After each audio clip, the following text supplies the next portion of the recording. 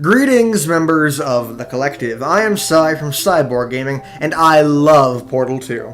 And considering how much of Portal 2 I constantly rip off, parody, or reference, you should probably know about that by now. But there are a lot of things in Portal 2 you may not know about. There's usually a secret or something interesting in almost every test chamber, and I'm here to list the top 10 most interesting ones. So here's how this works. If you learn one new thing, you are legally obligated to give this video a like. But if you already know all 10 facts, you can leave a dislike guilt-free. Also, this list is organized from the ones you probably know to the more obscure ones, so the list will get more interesting as time goes on. Also, this video will pretty much be spoiling the entire game, so you have been warned. So without further ado, here are 10 things you didn't know about Portal 2. Number 10. In Test Chamber 15 in Chapter 8, Wheatley notices the test chamber you are in has no exit, and he decides the best way to fix this problem is to ram two chambers together. But did you know that just after the other chamber finishes moving, you can see Peabody wander in, look at you, and then run out again? Number 9. Portals don't move.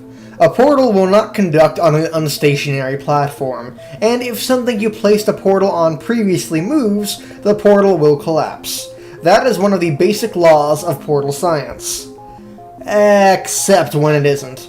In The Escape, the room with a neurotoxin emitter is the only place in the entire game where portals can be placed on a moving platform. Also, I'm adding this as an addendum to number 9. Did you know that sometimes the game will move your portals around for you? For example, in this part of the game where I'm escaping from Wheatley, I shoot an orange portal at the excursion funnel and a blue portal at the wall. But here, I shoot an orange portal at the wall and am still caught by the excursion funnel. As you can see, the game moved my orange and blue portals around to save me. Thanks, Valve.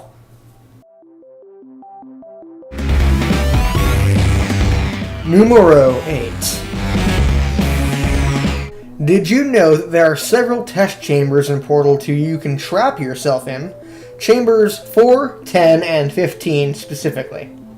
If you think trapping yourself is going to make me stop testing, you're sorely mistaken. Here's another cube. You have trapped yourself. Congratulations. The exit door is now open.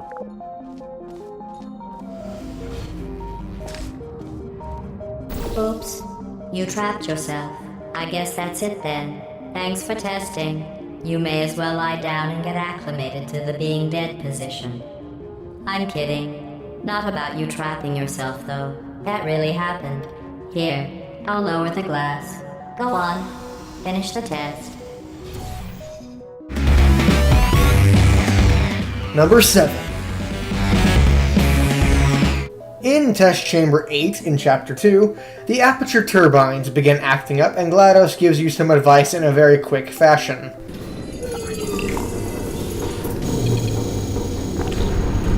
Oh no. The turbines again. I have to go. Wait, this next test does require some explanation. Let me give you the fast version.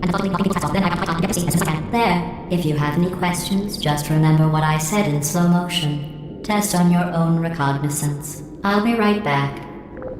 But what you may not know is that if you slow it down, she is actually quoting a line from Moby Dick. And methodically knocking people's hats off, then I am high and get to see as soon as I can. And not only is it a funny joke, but it's also a great excuse to end a class video project early if your teacher decides to enforce a stupid, arbitrary 2-minute time limit on your presentation for no reason whatsoever. So I'd love to give you my particular counter-argument to this topic, as well as a rebuttal. However, I have reached the incredibly arbitrary time limit. So let me give you the fast version. There. If you have any questions, just remember what I said in slow motion. Test on your own recognizance. Anyways, that's it for me. Later. God, I steal from this game way too much. I think it might be some kind of addiction. Anyways, moving on. Number 6. Okay, now we're getting to the interesting bits. In Test Chamber 7 in Chapter 2, it is common knowledge that you can actually steal the companion cube through the door to the exit elevator since the emancipation grid isn't working, quotation marks, whereupon GLaDOS will emancipate it remotely anyway and call you thick. But, while you were distracted like a squirrel in the Hall of Shiny Things by the reappearance of a cube with a heart painted on it, you may not have noticed that Wheatley actually comes out of a panel for a brief second, then slips back in, as if to say, don't worry, I'm still alive. However, Wheatley is a physical object, and can still be grabbed if you manage to do it before he slips back into the panel. Your gun will pluck him out of his hiding spot and into the actual level itself. He doesn't say anything or react in any way, since you're obviously not supposed to be able to do this. He will just kind of cycle through generic, pre-programmed facial expressions. And although GLaDOS will fizzle your cube, she won't fizzle Wheatley or even acknowledge his existence. But it wouldn't really matter if she did regardless. Wheatley is never fizzled throughout the course of the game, and he therefore does not actually have a fizzling animation. If you actually went to the trouble of making a custom map with Wheatley and some emancipation grids, you'll see that he cannot actually be fizzled. He just passes through them like you do. But I'm too lazy and too stupid to know how to do that, so I'm afraid you'll just have to take my word for it. Number 5. In the first chapter of the game, GLaDOS is of course deactivated, and you're being guided by an AI known only as the Announcer. But did you know that in an earlier version of the game, it was actually going to be pre-recordings of GLaDOS guiding you instead, and those files are still in the game. If you feel liquid running down your neck, relax, lie on your back, and apply immediate pressure to your temples. You are simply experiencing a rare reaction in which the material emancipation grill may have emancipated the ear tubes inside your head. If you feel liquid running down your neck, relax, lie on your back, and apply immediate pressure to your temples. You are simply experiencing a rare reaction in which the material emancipation grill may have erased the ear tubes inside your head. Number 4. After you escape GLaDOS for the first time and are trying to shut down her neurotoxin unit, you pass through the Aperture Science Bring Your Daughter to Work Day science fair. And on one of the projects you can actually see Chell's name written in crayon, implying that she used to be the daughter of some scientist who worked at Aperture. And there is of course a fan theory that she's actually the daughter of Cave Johnson and Carolyn, although I find that very hard to believe. It just seems a bit too coincidental. Portal fans, you know that not everything in this facility has to be linked together, right? Number 3. Okay, so number 3 is something I'm including that you may very well already know, but I'm including it because it took me such a long time to realize it. That may very well just mean I'm stupid, but there you go.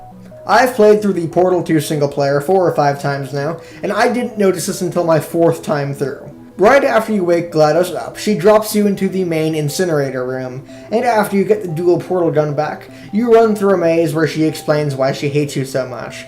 But did you know that this seemingly random maze you're going through is actually Chamber 19 from Portal 1, just backwards?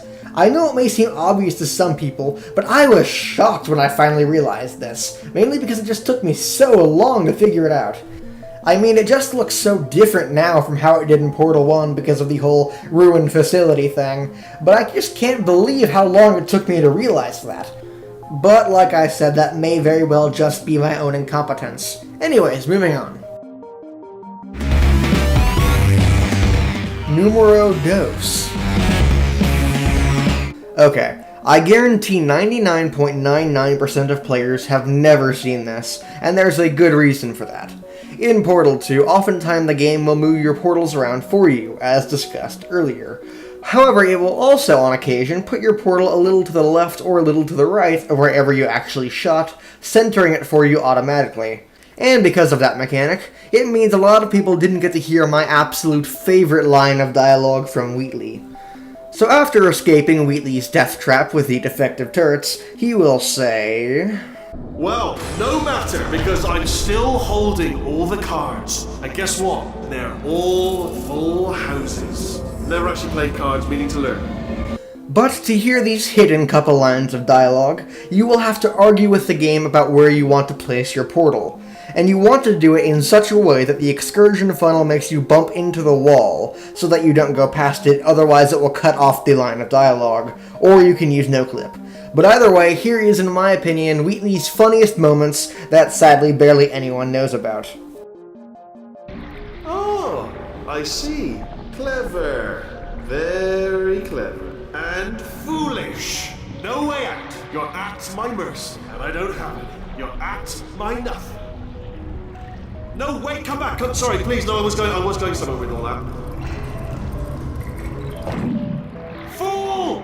You were a fool to come back because I've trapped you again. Helpless. You're at my mercy, and I don't have any. You're at my nothing. You're at my lack of mercy. And again, not playing along. You're ruining what are some really good speeches, actually. Didn't even get to the good part yet. Twist ending. So twisty, you might even call it spinning. Don't ignore the laughter. Nothing to worry about. The Puppet Master. You're a puppet in a play, and I hold all the strings and cards. Still got the cards in one hand, and I got the strings in the other hand, and I'm making you dance like a puppet, playing cards. All right, fine. I'm not saying another word till you do it properly. I'm sick of this. And the number one thing you didn't know about Portal 2 is... Even though Aperture is a titan of scientific discovery that has long since left any competition in the dust, Black Mesa, it didn't start out that way. Did you know that Aperture Science was originally a shower curtain manufacturer? Seriously? As can be evidenced by some of the awards in Old Aperture and various articles released by Valve, Aperture Science was once known as Aperture Fixtures, a company that was contracted by the United States to make shower curtains for every branch of the military. After a tremendous amount of success, Cave Johnson transforms his company into Aperture Science, and decides to set out 3 tiers of testing to ensure the company will continue to thrive. Number 1 is the reverse Heimlich maneuver, wherein you tackle someone trying to give a choking man the Heimlich maneuver. Number 2 is the Take-A-Wish Foundation, where you go to dying poor children and give their wish to dying rich children instead. And number 3 is the Portal Project. The first 2 were complete failures, and after a few lawsuits, Aperture was called upon to speak at the Senate. But while there, one of the engineers offhandedly mentions that the Portal Project is showing promise, and the government then adjourned the meeting and gives Aperture further funding to continue the Portal Project. And the rest after that is history. So there you go, folks, 10 things you didn't know about Portal 2, and I hope you enjoyed it. Remember to leave a like if you learned something new, and if you already knew all 10 facts, then please give this video a dislike, because it means I didn't do my job properly. Also, if there are any secrets hidden in this amazing game that I didn't mention here, feel free to share them in the comments, and if I get enough suggestions, I might very well make a second video and include them. Anyways, thank you very much for watching, and I'll see you guys next time. Later.